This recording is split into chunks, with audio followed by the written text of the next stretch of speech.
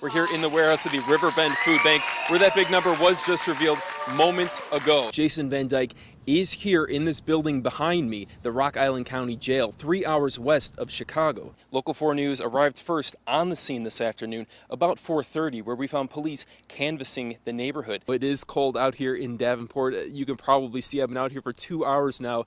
It is getting colder and colder since the sun has gone down. Someone thought it would be a great idea to drive around these orange barrels and into the construction zone, driving through freshly poured concrete. Driving around the Quad Cities, I wonder just how fast our phones are keeping up with all the construction. Veteran runners, they're not the problem. It's the first-timers, the ones who don't train, who just wake up and say, I want to run the Bix. The Mississippi, cresting for the 3rd time already this year, is moving into LeClaire Park. This is an example of a controlled burn out here in Tipton, Iowa. Jim, Tiffany, I got my Marvel shirt on today. This really is what it is all about.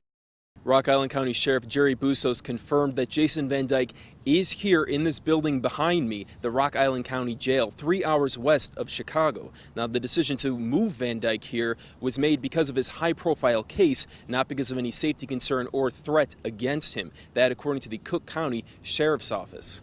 Now here's Jason Van Dyke's new mugshot after being transferred to the Quad Cities. He was convicted by a Cook County jury on Friday of second-degree murder and 16 counts of aggravated battery, one for each time he shot Laquan McDonald back in 2014. The case outraged the Chicago community once the dash cam footage showed contradictions in the story given by officers that night. The judge immediately revoked Van Dyke's bail after his conviction, and he has been in custody ever since. Van Dyke is due back in court on October 31st in Cook County. His sentencing date has not yet been set. Sheriff Bustos tells us he believes Van Dyke will remain here at Rock Island County Jail until sentencing. In Rock Island, James Sears, Local 4 News.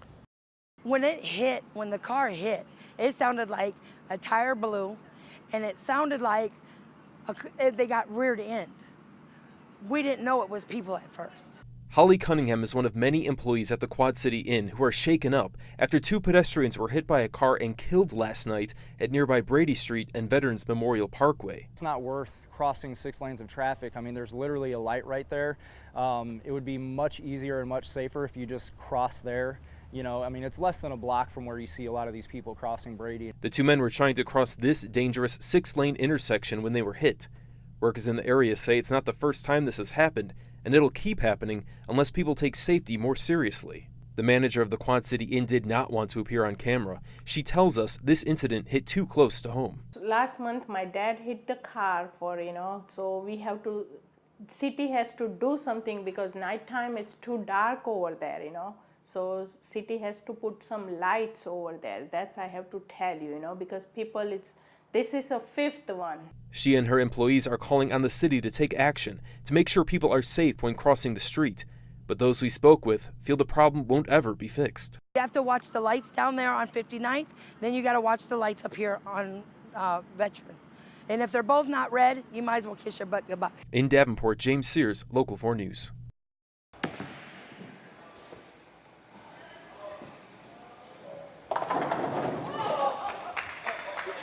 Jamie Drovashevich of Kelowna has been bowling since she was 11 years old. This is my life. Jamie's been competing for Special Olympics as part of Illinois' delegation for about that long.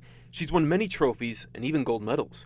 We caught up with her and her mom at QC Family Entertainment in Moline. Do you have a strategy? Focus behind second pin and trying it hard. Yeah.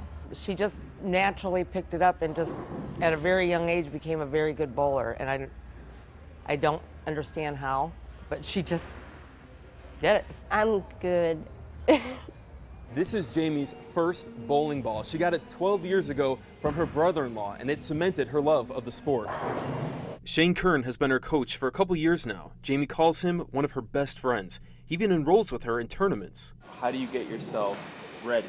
Breathe and take 5 minutes and volleyball. The 1 year at the State Olympics for Special Olympics, she bowled like a 165 and everybody around her was just like, she was pretty young then, and everybody was just hushed and watching her.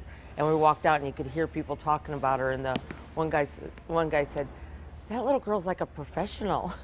So it makes you really proud and cry. In between competitions, Jamie hones her craft once a week in the winters in a women's bowling league the John Deere Deers. She loves it, especially winning. So when you go to Seattle, you're going to come back with a gold medal. Yeah. Oh my God. A really good bowler out there too. Jamie leaves for Seattle tomorrow with her mom, and she's excited. The 2018 Special Olympics USA Games run Sunday through Saturday.